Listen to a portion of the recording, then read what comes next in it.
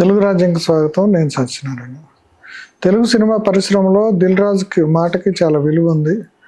ఆయనకి సినిమా పరిశ్రమలో ఒక నిర్మాతగానే కాకుండా కొన్ని థియేటర్స్ని కూడా ఆయన కంట్రోల్లో పెట్టుకోవటం, పంపిణీ వ్యవస్థ కూడా ఆయన కంట్రోల్లో ఉండటం వల్ల ఆయన ఏది మాట్లాడినా సరే దానికి ఒక విలువ ఉంటుంది.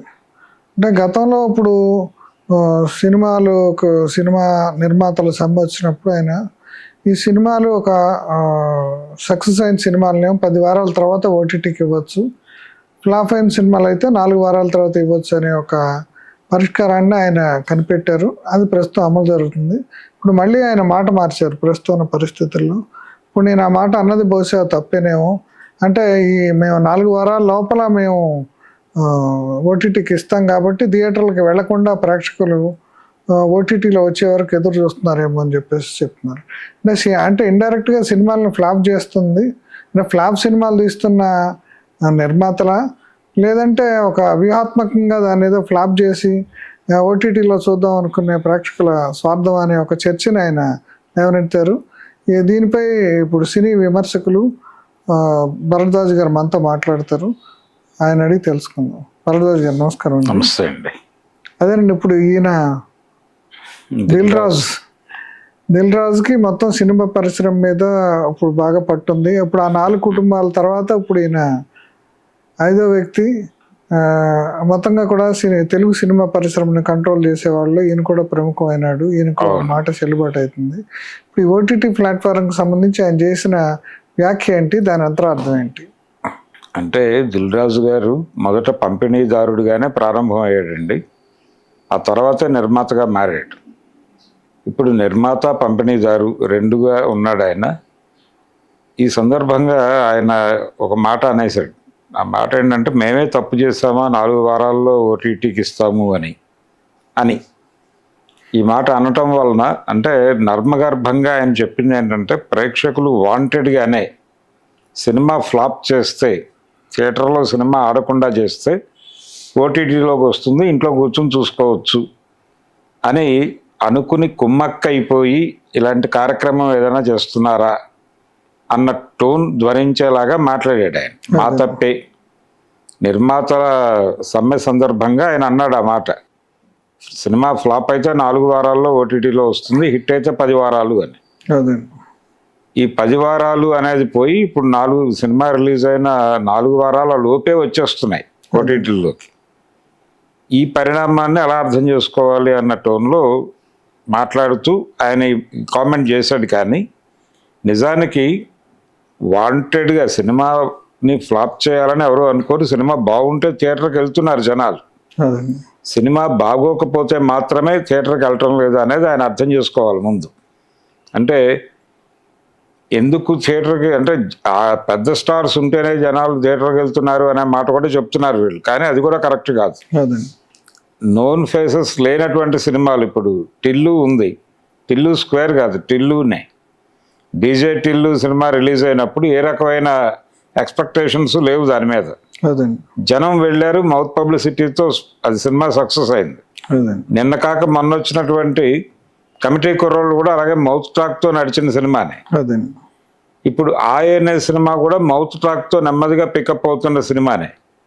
ఇది అనేక సినిమాలు కనిపిస్తాయి ఈ దూరంలో. బేబీ అనే సినిమా అలా పికప్ అయిన సినిమానే. అందులో కూడా నోన్ స్టార్స్ ఎవరు లేరు. కాబట్టి కంటెంట్ డిస్కసివ్గా ఉంటే, కంటెంట్ గురించి మాట్లాడుకునే అంశం ఉంటే దానిలో డెఫినెట్గా సినిమా చూస్తున్నారు జనాలు వెళ్ళి. దాన్ని గౌరవించాలి ఆయన. సినిమాలు ఆడటం లేదంటే ఆడకుండా వెళ్ళిపోయిన ప్రతి సినిమాకి ఒకసారి కనుక పరిశీలి చేస్తే, ఒకసారి చూస్తే, దాన్ని పరిశీలిస్తే దానిలో ఉన్న డొల్లతనం అర్థమైపోతుంది. ఈ మధ్య థియేటర్లోకి వచ్చి జనాలని గ్రాప్ చేయలేక వెళ్ళిపోతున్న సినిమాలు అనేకం ఉన్నాయి. ఉషా పరిణయం అనే పేరుతో ఒక సినిమా వచ్చింది.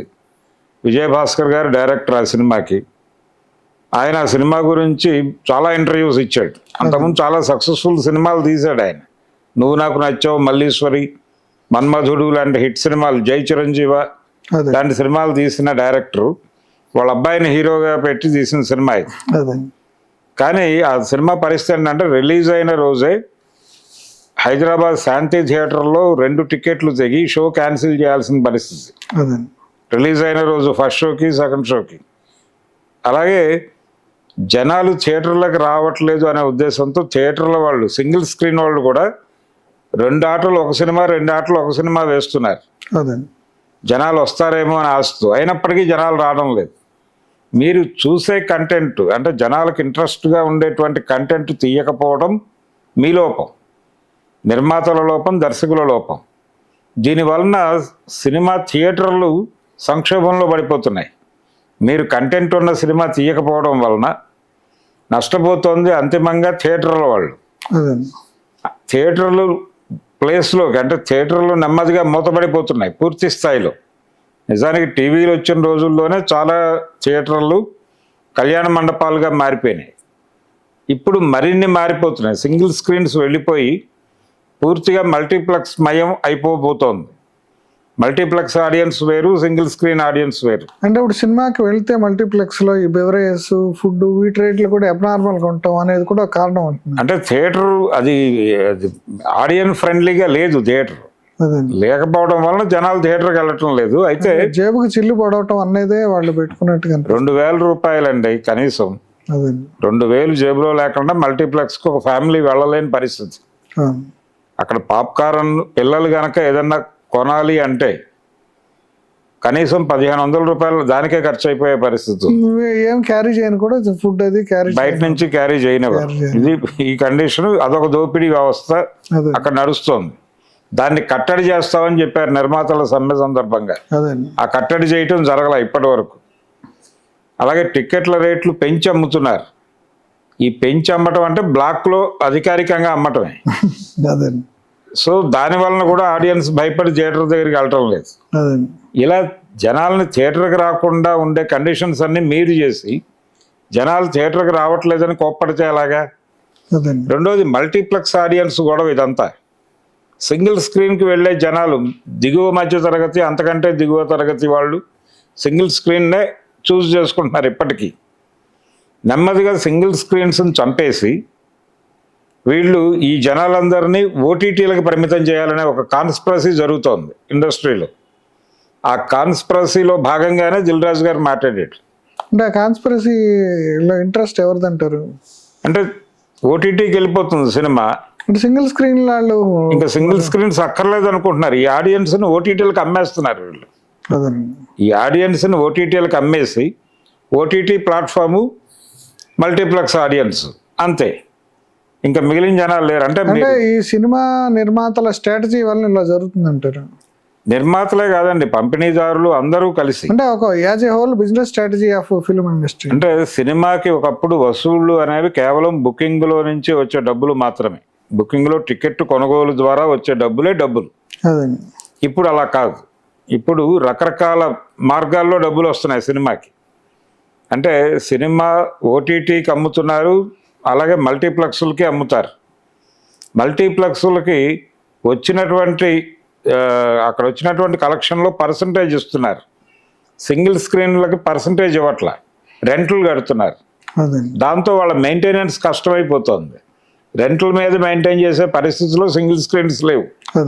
అందుకని చాలా ప్రాంతాల్లో స్వచ్ఛందంగా మూసేస్తున్నారు థియేటర్లు. ఈ పరిణామాన్ని ఆపలేము అనే విషయం అర్థమైపోయింది నిర్మాతలకి. అర్థమైపోయి సింగిల్ స్క్రీన్స్ ప్లేస్లో ఆ ఆడియన్స్ మొత్తాన్ని ఓటీటీకి ఇచ్చేస్తే, ఓటీటీ అనేది ఒక ప్లాట్ఫామ్, వాళ్ళకి సినిమా అమ్ముకోవచ్చు, ఇక్కడ మల్టీప్లెక్స్లకు అమ్ముకోవచ్చు. ఈ రెండు దగ్గర నుంచి డబ్బులు వస్తాయి. దీంతోపాటు శాటిలైట్ హక్కులు అమ్ముకోవచ్చు, డిజిటల్ హక్కులు అమ్ముకోవచ్చు. దీంతో పాటు అప్ కంట్రీ ఛానల్స్కి అక్కడ డబ్బింగ్ రైట్స్ అమ్ముకోవచ్చు. ఇలా 7-8 రకాల వ్యాపార మార్గాలు ఉన్నాయి.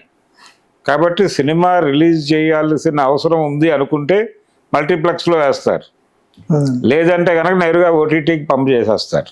అసలు ముందే ఓటీటీతో కూడా అగ్రిమెంట్ జరుగుతుంది అంటున్నారండి. ఇప్పుడు అమెజాన్ కానీ నెట్ఫ్లిక్స్ వాళ్ళు కానీ ముందే అసలు ఆ స్టోరీ వాళ్ళకి నచ్చుతుందా లేదా ఇవన్నీ చూసుకుని వాళ్ళు ఓటీటీతో అగ్రిమెంట్ చేసుకుంటున్నారండి. రిలీజ్ అంటే ఎప్పుడు సినిమా వాళ్ళకి ఇవ్వాలి, స్ట్రీమింగ్ ఎప్పుడు అనేది కూడా ముందే రాసుకుంటున్నారు. అదే ఈ స్ట్రీమింగ్ సినిమా విజయవంతం కావటం కాపాడటం అనేది కాదు కదా, ముందే రాసేసుకుంటున్నారు అగ్రిమెంట్లు. అదే అంటే దిల్ రాజు గారికి ఒక అనుభవం ఉంది.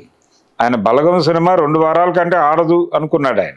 అదండి అనుకుని 2 వారాల్లోనే ఓటీటీకి అగ్రిమెంట్ చేశాడు. అదండి ఈ సినిమా కలెక్షన్ పికప్ అయింది 10 రోజుల తర్వాత. అదండి కలెక్షన్ పికప్ అవుతుండగా అది ఓటీటీలోకి వచ్చింది. అదండి ఓటీటీలోనూ ఉంది, థియేటర్లోనూ స్ట్రాంగ్గానే ఉంది సినిమా. అదండి ఈ డౌన్లోడ్ చేసి ఓటీటీలో డౌన్లోడ్ చేసే అవకాశం ఉంటుంది. అదండి డౌన్లోడ్ చేసి విదేశాల్లో ఉన్న వాళ్ళు వాళ్ళ తల్లిదండ్రులకి లింకులు పంపించి సినిమా చూడమన్నారు. అదండి దాంతో ఈయనే ప్రకటన చేశాడు, బాబు మీకు ఎవరికైనా సినిమా చూడాలని ఇంట్రెస్ట్ ఉంటే నేను మీ ఊళ్ళో ఆ సినిమా లేకపోతే ఏదో థియేటర్లో సినిమా వేస్తాను, అదండి నాతో మీరు నేరుగా ఫోన్లో సంప్రదించండి అని నంబర్లు ఇచ్చాడు ఆయన. అదండి బలగం సినిమా అప్పుడు. సో మీరు ఇంట్రెస్టింగ్గా తీస్తే మీ సినిమాలో స్టార్స్ ఎవరు లేరు, అదండి కంటెంట్ ఉంది, అందుకని సినిమా చూశారు జనాలు. మీరే ఎక్స్పెక్ట్ చేయని లెవెల్లో జనాలు వచ్చారు. కాబట్టి మీరు ముందు సినిమా మంచి సినిమా తీయండి, కంటెంట్ ఉన్న సినిమా తీయండి, డిస్కసివ్ పాయింట్ అయ్యేటువంటి సినిమా తీయండి, జనం చూస్తారు, సింగిల్ స్క్రీన్స్ బతుకుతాయి. అదండి అలా ఆ దమ్ము లేదు మాకు అనుకుంటున్నారు కాబట్టి సింగిల్ స్క్రీన్లు క్లోజ్ అయిపోయే పరిస్థితిని మీరే ఇన్విటబుల్ చేస్తున్నారు. అదండి అనివార్యంగా థియేటర్లు మూసేసేటువంటి పరిస్థితి కల్పిస్తున్నారు వీళ్ళు. చాలా ప్రాంతాల్లో ఇప్పటికే మ్యాక్సిమం స్క్రీన్స్ వెళ్ళిపోయినాయి, మల్టీప్లెక్స్లో మారిపోయినాయి. మల్టీప్లెక్స్లకి ఈ జనాలు వెళ్ళలేరు. ఈ వెళ్ళలేని జనాలు ఆ 100-200 ఓటీటీకి కట్టుకుని అదండి ఆ ఫోన్లోనో లేకపోతే వాళ్ళ ఇంట్లో ఉండే స్క్రీన్ మీదో చూసుకుంటారు. అంటే టచ్ స్క్రీను లేకపోతే ఈ హై ఎండ్ టీవీలు లేని వాళ్ళు ఫోనుల్లో చూసుకుంటారు. అదండి ప్రతి జేబులోనూ స్మార్ట్ ఫోన్ ఉంది కాబట్టి పాకెట్ ఎంటర్టైన్మెంట్ బాక్స్గా దాన్ని మార్చేస్తున్నారు. అదండి మార్చేసి మీ ఫోన్లో మీరు సినిమా చూసుకోండి, ఎక్కడో చోట కూర్చుని మీ వర్క్ ప్లేస్లో కూర్చుని చూసుకోండి, ఎవరికి ఇబ్బంది లేదు. అదండి ఈ ధోరణిలోకి వచ్చేసింది పరిస్థితి. ఇదే కండిషన్లో ఆయన చెప్తున్నాడు, ఇప్పుడు కొత్త వ్యాఖ్యానం చేస్తున్నాడు, సింగిల్ స్క్రీన్స్ని చంపేసే కుట్ర ఏదైనా ఉందా దిల్ రాజు గారి మాటలు అనేది నాకు అనిపిస్తున్నటువంటి అభిప్రాయం. అంటే ప్రేక్షకుల మీద పెట్టి ప్రేక్షకుల పెట్టి ప్రేక్షకుల మీదే వాళ్ళనే తప్పు బట్టి ఎందుకు ఇప్పుడు మీరు అగ్రిమెంట్లు రాసేసుకుంటున్నారు, అక్కడ జనాలతో ఏం సంబంధం, కల్కి అలాగే చేసుకున్నారు అగ్రిమెంటు. ఇప్పుడు ఓటీటీకి వెళ్తోంది ఆ సినిమా 50 రోజులు దాటిపోయిన తర్వాత. ఒక అంచనా ఉంది కాబట్టి వాళ్ళు ఆ మేరకు పెట్టుకున్నారు. దానికి మీరు కూడా పెట్టుకోండి, మీ సినిమా ఫ్లాప్ అవుతుందని మీరు ఎందుకు అనుకోవాలి ముందే.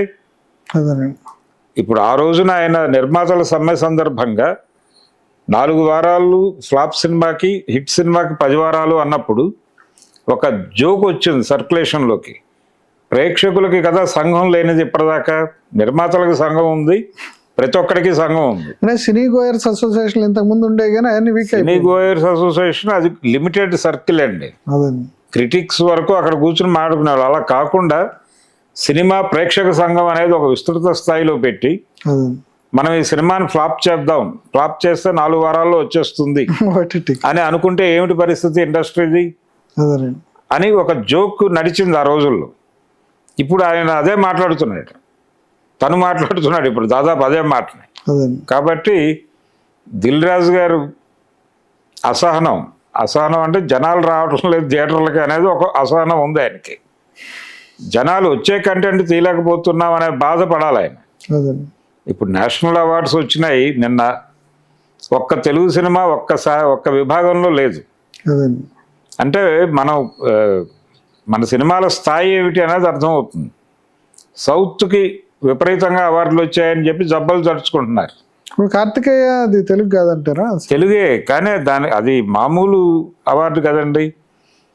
మామూలుగా ప్రాంతీయ భాష చిత్రంగా ప్రతి భాషలోనూ ఒక సినిమాని ఎంపిక చేస్తారు. అలా ఎంపికైన సినిమా మాత్రమే కన్సలేషన్ ప్రైజ్ లో అంతకంటే తక్కువే. అంతకంటే తక్కువే. అంటే నేషనల్ అవార్డ్స్లో మొదటి నుంచి కూడా బెంగాల్కి కేరళకి హై ఎండ్ ఉంది, హై హ్యాండెడ్గా ఉంటారు వాళ్ళు. ఎందుకుంటారు అంటే ఒక పాత జోక్ కూడా ఉంది ఎన్ఆర్ నంది గారిది. తెలుగు సినిమా తీసి అవార్డు కొట్టాలంటే వాడు బెంగాల్ అంటే ఇండియాలో ఒక సినిమా తీసి నేషనల్ అవార్డు తీసుకోవాలంటే వాడు బెంగాల్లో అయినా పుట్టాలి, లేకపోతే కేరళలో అయినా పుట్టాలి వాడు అని. ముకుందరావు అనే ఒక క్యారెక్టర్ ఉంటుంది ఆయన సినీ జనారణ్యంలో. ముకుంద రాయ్ అని పేరు మార్చి రిలీజ్ చేస్తాడు సినిమా. ఎందుకు అంటే అవార్డు కోసం అని చెప్పి. అంటే సత్యజిత్ రే, మృణాల్ సేన్ వీళ్ళందరూ తీసిన సినిమాల వలన ఆ ప్రభావం అక్కడ ఉంది. ఆదూరు గోపాలకృష్ణన్ లాంటి వాళ్ళు, భరతన్ లాంటి వాళ్ళు ఉండటం వలన మలయాళ పరిశ్రమకి ఆ ప్రత్యేకత ఉంది. అది ఇప్పటికీ కాపాడుకుంటున్నారు వాళ్ళు. ఇప్పటికీ వాళ్ళు తీస్తున్నటువంటి సినిమాలు సెన్సిబుల్గా ఉంటాయి. చిన్న చిన్న పాయింట్స్ తీసుకుని అద్భుతమైన సినిమాలు తీస్తున్నారు తక్కువ ఖర్చుతో. 4-5 క్యారెక్టర్లు ఉంటాయి సినిమాలు, 2-3 లొకేషన్స్ ఉంటాయి, ఇంట్లోనే తీస్తారు వాళ్ళు, పెద్ద ఖర్చు పెట్టరు. కానీ సినిమా చాలా అద్భుతంగా జనాలకు కనెక్ట్ అవుతోంది. సౌత్ ఇండియన్ కిచెన్ అనే పేరుతో ఒక సినిమా తీశారు వాళ్ళు. ఇంట్లో ఆడవాళ్ళు కిచెన్లో పడే బాధలు, ఆ కిచెన్లోనే నడుస్తుంది సినిమా మేజర్గా. వాళ్ళ కళలు ఇవన్నీ ఎలా సమాధి అయిపోతాయి అక్కడే. వాళ్ళు రివర్స్ అయితే ఏమిటి పరిస్థితి, ఇంతే. భర్త పాత్ర, మామగారి పాత్ర, అత్తగారి పాత్ర, వైఫ్, అంతే. ఈ 5-6 పాత్రల మీదే సినిమా నడిచిపోతుంది. ఆ సినిమాకి విపరీతమైనటువంటి ఆదరణ దొరికింది. మలయాళం సినిమాల మీద సోషల్ మీడియాలో విపరీతంగా చర్చలు జరుగుతాయి. ఇంత డిస్కషన్ జరిగేటువంటి కంటెంట్తో తెలుగులో ఎవరైనా సినిమా తీస్తున్నారా? తీస్తే జనాలు థియేటర్కి వెళ్తారు. ఆ లోపం ఎక్కడుందంటారు? దర్శకులలోనూ ఉంది, నిర్మాతల్లోనూ ఉంది. దర్శకులు నిర్మాతల మీద పెడతారు, మేము కొత్త కథ చెప్తే వీళ్ళు వినరు అని. అసలు కొత్త కథ చెప్పే డైరెక్టర్ ఎవరు ఉన్నారని చెప్పి ప్రొడ్యూసర్లు మాట్లాడుతున్నారు. మేము అలాంటి కథలతో వచ్చిన వాళ్ళని డిస్కరేజ్ చేసినటువంటి కండిషన్ ఎప్పుడుంది అని అడుగుతున్నారు. అంటే హీరోలే అసలు ఇక్కడ కథలు నిర్దేశిస్తున్నారండి. ఎందుకంటే ఎవరైనా సరే ఇప్పుడు సినిమా తీయాలి అంటే హీరోకి పోయి ముందు కథ చెప్పాలి, హీరోని కన్విన్స్ చేసుకోవాలి. ఎవడో ఒక హీరో ఉన్నాడండి ఈ కథ ఒప్పుకున్న హీరో అని చెప్పి ప్రొడ్యూసర్ దగ్గరికి వెళ్తున్నారు. ఇదివరకు రోజుల్లో ఎలా ఉండేదంటే ఒక నిర్మాత ఒక రైటర్ని కూర్చోబెట్టుకుని ఒక కథ తయారు చేసేవాడు. కథ తయారు చేసేది నిర్మాతే. తయారైన తర్వాత ఈ కథని ఎవరు ఎగ్జిక్యూట్ చేయగలరు అని ఒక డైరెక్టర్ని తెచ్చుకునేవాడు. ఆ డైరెక్టర్ గారు దానిలో మార్పులు చెప్పేవాడు. స్క్రీన్ ప్లేలో ఇలా ఉండాలి స్క్రీన్ ప్లే అని ఆయన మార్పులు చేసుకున్న తర్వాత ఆ కథకి తగినటువంటి హీరో ఎవరు, హీరోయిన్ ఎవరు అనేది అప్పుడు ఎంపిక జరిగేది. ఇది ఒక స్టైల్. ఇప్పుడు పరిస్థితి ఏంటంటే హీరోలను కన్విన్స్ చేసావా నువ్వు అని అడుగుతున్నారు డైరెక్టర్ని. డైరెక్టరే కథ తయారు చేసుకుంటున్నాడు. ఇది ఇలా మారిపోయింది కండిషన్. అంటే ఇప్పుడు చిరంజీవి లాంటి కూడా ఈ మధ్యలో వరుసగా ఫ్లాప్లే తప్ప ఒకటి కూడా సక్సెస్ కాలేదండి ఒక సినిమా. అంటే వాల్తేరు వీరయ్య ఒక సక్సెస్ ఉంది ఆయనకి. ఆ తర్వాత వచ్చిన సినిమా ఇబ్బంది పెట్టింది, భోళాశంకర్ ఇబ్బంది పెట్టింది. అంతకు ముందు ఒక సినిమా ఇబ్బంది పెట్టింది చాలా దారుణంగా, ఆచార్య అనేటువంటి సినిమా. అంటే కంటెంట్ లేకపోతే ఎవరు అనేది కూడా చూడటం లేదండి జనాలు. అంటే కంటెంట్ అంటే కథా రచయితను కానీ లేదా డైలాగ్ రైటర్ని కానీ తన పని తను చేసుకోనివ్వకుండా ఇప్పుడు వీళ్ళేదో ఈ ఫార్ములాలు దాంట్లో ఒక మొక్క దీంట్లో అంటే వీళ్ళ పరిస్థితి ఏంటంటే హీరోల మీద ఒక ప్రెజర్ ఉంది. హీరోల పరిస్థితి ఏంటంటే ప్రతి హీరో కూడా తన దగ్గరకు వచ్చిన రైటర్ని కానీ డైరెక్టర్ని కానీ పాన్ ఇండియా మార్కెట్ని అట్రాక్ట్ చేయగలిగిన కథ పట్టుకురా అంటున్నారు. మామూలు కథలు వద్దు, పాన్ ఇండియా కథలు కావాలను అంటున్నారు. దాంతో వీళ్ళు రకరకాల కసరత్తులు చేస్తున్నారు. అక్కడ ముక్క ఇక్కడ ముక్క ఇక్కడ ముక్క కట్ చేసి వీళ్ళు కథలు పట్టుకొస్తున్నట్టున్నారు. అంటే క్రియేటివిటీ ఒరిజినాలిటీ లేకుండా పోతుందా? అదే లోపం. క్రియేటివిటీ లేదండి. రెండోది కమర్షియల్ ఫార్ములా అనుకుని కొంత మోసధోరణిలో వెళుతున్నారు. అసలు కమర్షియల్ ఫార్ములా అంటూ ఏమన్నా ఉందంటారా? అంటే ఒక సినిమాని మామూలుగా రచయిత రాస్తాడు, ఈయన దర్శకుడు విజువలైజ్ చేసుకుని సినిమా తీస్తాడు. అంటే ఎవరు ఎఫెక్టివ్గా పనిచేశారు, ఎవరు ఎఫెక్టివ్గా చేశారనే దాని మీద సక్సెస్ ఆధారపడుతుందని. కానీ ఇదేమన్నా ఇప్పుడు మనం వంటలాగా కాదు కదా ఇది. క్రియేటివ్ ఫార్ములా కథలు అంటే, ఫార్ములా సినిమా అంటే అదే కొత్త టైటిల్తో పాత కథ చెప్పడం. అదే ఒక్క వాక్యంలో చెప్పుకోవాలంటే ఫార్ములా అదే. అంటే 5 ఫైట్లు, 6 డ్యూయెట్లు, మధ్యలో కథ. కథ అంటే ఏవో క్యారెక్టర్లు, రిలేషన్స్, వాటి మీద నడుస్తుంది. ఒకే మోస కథతో సినిమాలు తీయటం. ఒక విలన్ ఉంటాడు, హీరో గారు ఉంటాడు, హీరోయిన్ సాధ్యమైనంత వరకు ఫార్ములా సినిమాల్లో విలన్ గారి కూతురు అయి ఉంటుంది. ఆ కూతురుని హీరో ప్రేమిస్తాడు. ఆ విలన్ చిన్నప్పుడు ఎప్పుడో హీరో గారి కుటుంబానికి అన్యాయం చేస్తాడు. ఆ అన్యాయానికి రివెంజ్ తీర్చుకోవడం కోసం హీరో చేసే ప్రయత్నానికి విలన్ గారి కూతురు సహకరించి ఆ విలన్ని చంపేయటమో లేదు అరెస్ట్ చేయించడమో చేస్తుంది. ఇది ఇంతే కదా. ఇక్కడ కొత్త పాటలు, కొత్త ఫైట్లు పెట్టి మిగిలిందంతా స్కెల్టన్ ఇదే పెట్టుకుని సినిమాలు తీసేవాళ్ళు. ఇది ఫార్ములా ధోరణి. పెద్ద హీరోలు ఇలా ఫార్ములా కథల్లో నటిస్తారు, చిన్న హీరోలు నటించే సినిమాల్లో కథ ఉంటుంది, కొత్త పాయింట్ ఉంటుంది అని ఒక రోజుల్లో అనుకునేవాళ్ళు. అదండి. ఇప్పుడు చిన్న సినిమాలు కూడా దివాళా తీసి అక్కడ కూడా కథ ఉండటం లేదు, అక్కడ కూడా ఒక డిస్కసివ్ పాయింట్ అయ్యేటువంటి విషయం ఉండటం లేదు, విషయం లేని సినిమాలు తీస్తున్నారు ఇప్పుడు. దాని గురించి ఆత్మవిమర్శ చేసుకోకుండా థియేటర్లకు రావడం లేదు, మేమే తప్పు చేసాం, మేము 4 వారాల్లో వేసేస్తామని చెప్పేసరికి వీళ్ళు సినిమాలు చూడటం మానేస్తున్నారు, దాంతో 4 వారాల్లో ఓటీటీలోకి వచ్చేస్తున్నాయి. అదండి. ఇది జనం మీద నెపం వేసి మాట్లాడుతున్నాడు ఆయన దిల్ రాజు గారు. ఆయన ఆత్మవిమర్శ చేసుకుని మనం మంచి సినిమాలు తీస్తున్నామా అంటే ఆయన చెప్పుకోవచ్చు, భుజాలు తడుచుకుని నేను బలగం సినిమా చేశాను. అదండి. బలగం ఒకటే కాదు కదా, ఆయన తీసిన ఫ్లాప్ సినిమాలు కూడా ఉన్నాయి కదా, అదండి. వాటిని కూడా లెక్కేసుకుని మాట్లాడాలి ఆయన. అందుకని సినిమా అనేది అంటే ఓటీటీ వచ్చిన తర్వాత ప్రేక్షకుల స్థాయి పెరిగింది. ఆ పెరిగిన ప్రేక్షకుల స్థాయిని అందుకోగలిగినటువంటి సినిమాలు మీరు తీయలేకపోతున్నారు. అదండి. ముందు దాన్ని రివ్యూ చేసుకోండి.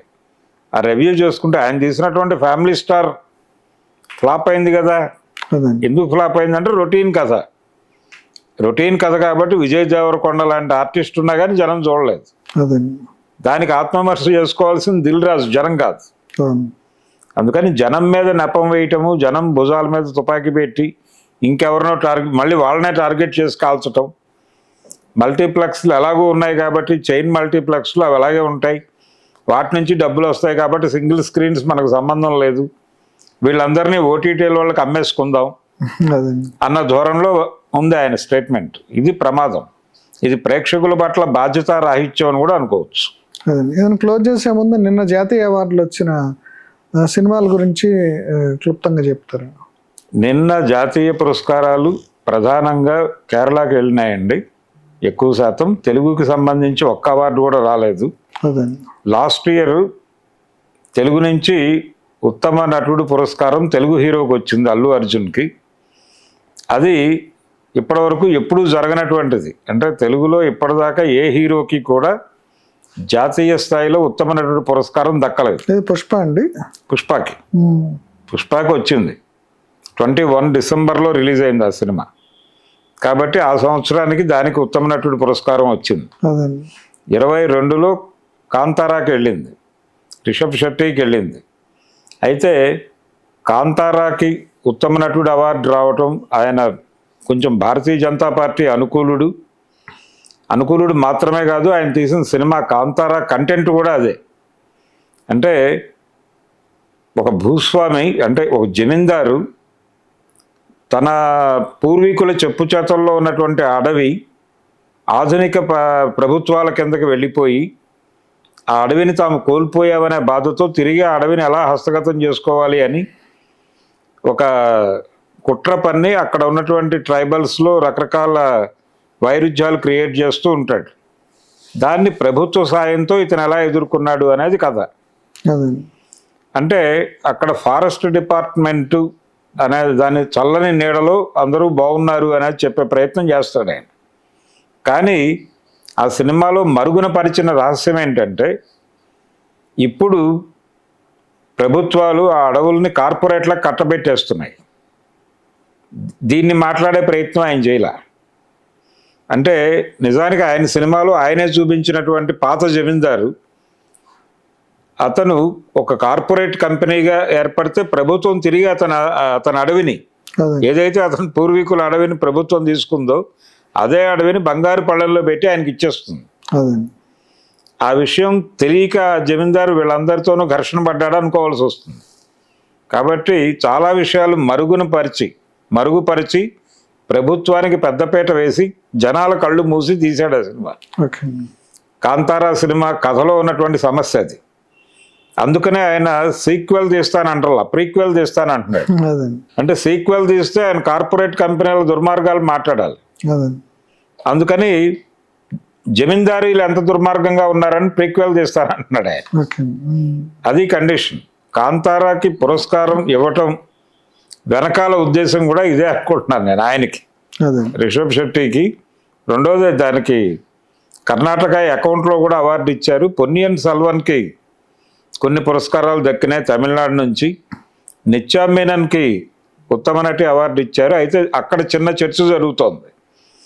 గార్గి అనేటువంటి సినిమా రిలీజ్ అయింది ఇదే టైంలో, సాయి పల్లవి యాక్ట్ చేసిన సినిమా. అదే అందులో సాయి పల్లవి నటనతో పోలిస్తే నిత్యా మేనన్కి అవార్డు వచ్చినటువంటి సినిమాలో తన నటన ఆ మేరకు ఆ స్థాయిలో లేదు అని చెప్పి సాధారణ ప్రేక్షకుల అభిప్రాయం. అయినప్పటికీ జ్యూరీ నిర్ణయం తనకి ఇవ్వాలని, నిత్యా మేనన్కి ఇవ్వాలని, కానీ సోషల్ మీడియాలో మాత్రం నిత్యా మేనన్కి ఇవ్వటం కంటే కూడా సాయి పల్లవికి ఇచ్చుండాల్సింది, అది సమంజసమైన నిర్ణయం అయి ఉండేది అని మాట్లాడుతున్నారు. అలాగే దిల్ రాజు గారి కంపెనీ నుంచి వచ్చినటువంటి బలగం సినిమా కూడా, అది కూడా అదే టైంలో రిలీజ్ అయింది, దాన్ని కూడా పట్టించుకోలేదు అనేటువంటి అభిప్రాయం వస్తోంది. అంటే కనీసం ఉత్తమ ప్రాంతీయ భాషా చిత్రాల కేటగిరీలోనైనా దానికి అవార్డు ఇచ్చి ఉండాలి, అది కూడా దక్కలేదు. ఆ ప్లేస్లోకి కార్తికేయ 2 వచ్చింది. కార్తికేయ 2 అనే సినిమాకి ఇవ్వటం మీద కూడా ఒక చర్చ ఉంది. అంటే అది కొంత హిందుత్వ లైన్ తీసుకున్నటువంటి సినిమా, హిందూ మతం ప్రమాదంలో ఉంది అని చెప్పేటువంటి సినిమా కాబట్టి దానికి ఆ ప్రాధాన్యత దక్కింది. అంతకు ముందు సంవత్సరం కాశ్మీర్ ఫైల్స్కి ప్రాధాన్యత దక్కింది, అదే ప్రాధాన్యత ఇప్పుడు ఈ సినిమాకి దక్కింది. ఈ 2 సినిమాల నిర్మాత ఒకరే, అందుకని ఆ ప్రాధాన్యత దక్కింది అనేటువంటి అభిప్రాయం చాలామంది సోషల్ మీడియాలో మాట్లాడుతున్నారు. దానిలో కొంతమేరకు వాస్తవం ఉంది. ఇది అంటే ఇప్పుడు ఈ అవార్డు ఇచ్చినటువంటి ఉత్సాహంతో కార్తికేయ 3 తీస్తానని ప్రకటించాడు ఆయన, చందు మొండేటి. డైరెక్టరు రైటరు ఆయనే. ఆ 3వ సినిమా ఇప్పుడు ఆయన ఆల్రెడీ ఇంకో సినిమా చేస్తున్నాడు నాగ చైతన్యతో.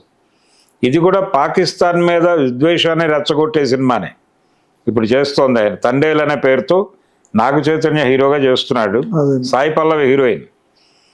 ఆ సినిమాలో శ్రీకాకుళం ప్రాంతం నుంచి సముద్రంలోకి వెళ్ళి పాకిస్తాన్ జలాల్లోకి ప్రవేశించి అక్కడ అరెస్ట్ అయ్యి పాకిస్తాన్ జైల్లో మగ్గిపోయినటువంటి జాలర్ల కథ అది. అందులో నాగ చైతన్య హీరోగా యాక్ట్ చేస్తున్నాడు. ఇది కూడా పాన్ ఇండియా ప్రాజెక్ట్. ఇదే ఫార్ములా ఆయన ఇప్పుడు కార్తికేయ 2కి ఏ ఫార్ములా అయితే వాడాడో, హిందుత్వ ఫార్ములా. ఇట్లా పాకిస్తాన్కి వెళ్ళటము, అక్కడి నుంచి తప్పించుకు రావటం అనేది అది కూడా రాటిన్ ఫార్ములా. అది కూడా పాత ఫార్ములా. కాకపోతే వీళ్ళు మత్స్యకారులు, అది వాస్తవంగా జరిగిన కథనే చెప్తున్నారు.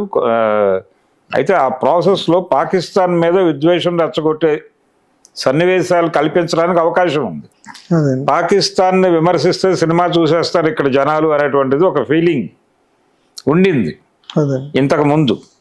కానీ అది ఇప్పుడు వర్కౌట్ అవుతుందా కాదా అనేది అనుమానం. ఎందుకంటే బీజేపీ 63 సీట్లు కోల్పోయి ఉన్న పరిస్థితిలో ఉన్నాం మనం ఇప్పుడు.